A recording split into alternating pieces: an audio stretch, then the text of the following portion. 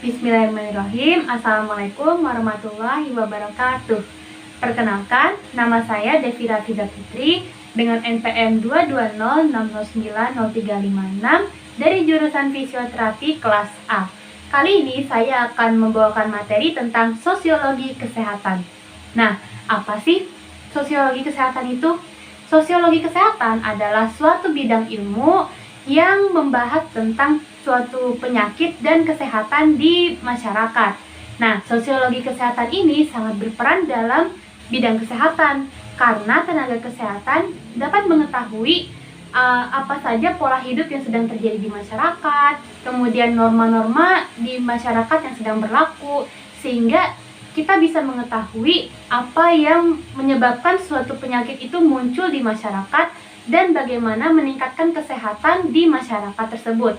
Nah, dalam sosiologi kesehatan terdapat beberapa prinsip. Yang pertama, suatu tenaga kesehatan harus mampu mendeskripsikan apa sih masalah kesehatan yang sedang terjadi di masyarakat tersebut.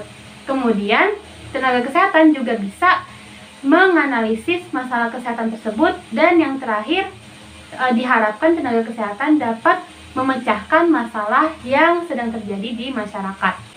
Baik, selanjutnya saya akan menjelaskan mengenai perkembangan sosiologi kesehatan dari tahun ke tahun. Jadi, pada tahun 1800 hingga 1900-an, penyakit yang sering muncul pada saat itu adalah penyakit yang sifatnya akut dan infeksius. Contohnya penyakit influenza dan penyakit tuberkulosis yang diakibatkan oleh infeksi virus dan bakteri. Sehingga pada saat-saat tersebut, tenaga kesehatan itu lebih berfokus bagaimana caranya mencegah penyakit dengan ilmu bakteriologi dan imunologi, atau kita sebut sebagai preventing disease occurrence. Namun setelah tahun 1900-an dengan gaya hidup masyarakat yang semakin berubah, maka penyakit yang sering muncul adalah penyakit yang bersifat kronik dan degeneratif. Contohnya penyakit hati, penyakit jantung, penyakit diabetes, kanker, dan sebagainya. Sehingga fokus tenaga kesehatan pada saat ini adalah bagaimana caranya memproteksi kesehatan masyarakat dengan cara mencegah penyakit dalam masyarakat dan menjaga masyarakat itu tetap sehat. Misalnya, sebisa mungkin tenaga kesehatan itu mengajak masyarakat untuk makan makanan yang sehat dan bergizi, kemudian membersihkan tempat lingkungannya sehingga terciptalah lingkungan yang bersih dan sehat. Baik, selanjutnya saya akan menjelaskan mengenai sehat dan penyakit dalam kacamata sosiologi.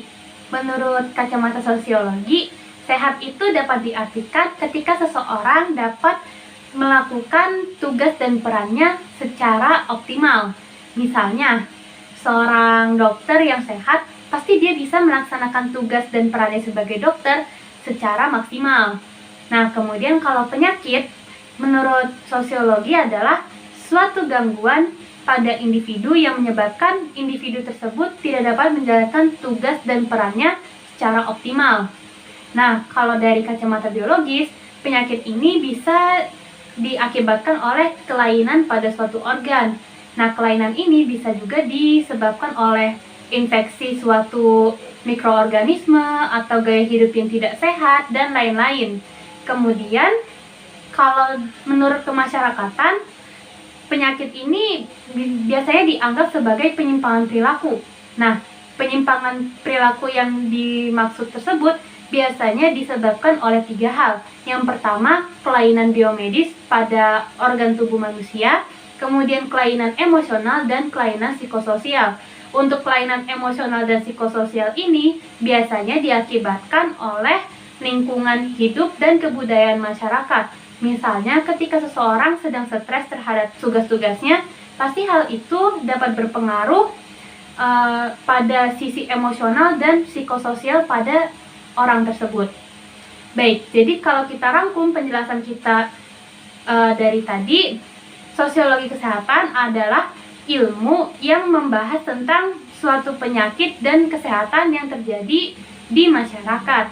Kemudian pada awalnya penyakit itu banyak yang muncul sebagai penyakit yang akut dan infeksius.